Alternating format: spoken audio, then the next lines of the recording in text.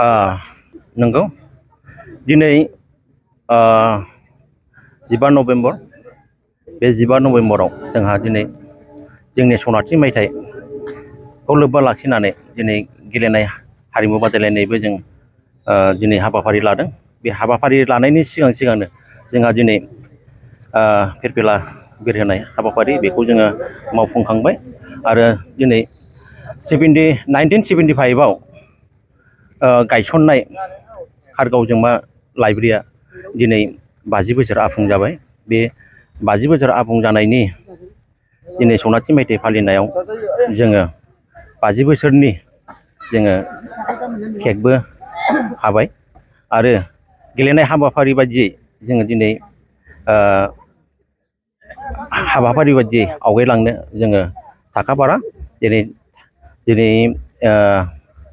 जोङो हाबाफारि बायदियैनो जोंनि फिरफिला बिरनायखौ आरो मुंख्लंफोरनो रुंसारि जालांनायफोरनो जोङो बिबार बावनायजों लोगोसे जोंनि मास्कट बेखेवनाय बे हाबाफारिखौबो जोङो लाखांबाय आरो जोंनि 50 बोसोर आबुं जानायनि दिनै फाउन्डारफोरनिफ्राय जोङो केकबो हानानै जोङो गोसो खुसियै जोङो रंजा बाजा खालामनो हाबाय।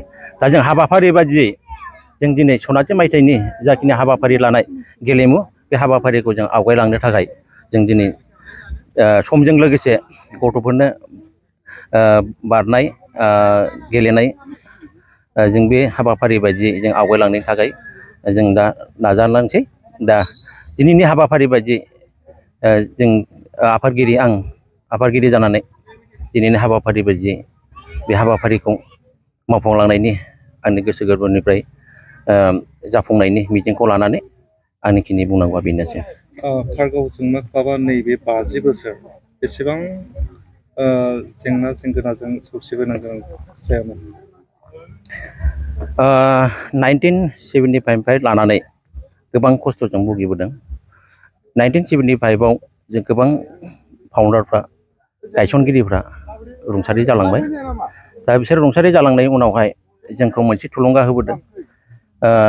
बिसोरनि उनाव जों दिनै दा आफादगिरिनि बिबान लानानै जोङो हाबाफारि बायदियै कारगाव लाइब्रेरि क्लाबखौ मोनसे फोजौखांनायनि इयुन जोलैखौ जोङो थुलुंगा होलांनायनि बिबानखौ लानानै जों दिनै हाबाफारि बायदियै जोङो मावलांगासिनो दं आरो इयुनावबो जोंनि मावनायखौ नोजोर बोनानै इयुन जोलैयाबो बिदिनो जोंनि जि खालामलांनाय हाबाफारिखौ नोजोर बोनानै बेबादिनो खालामहैयो बेखौबो आसा खालामनानै थादों।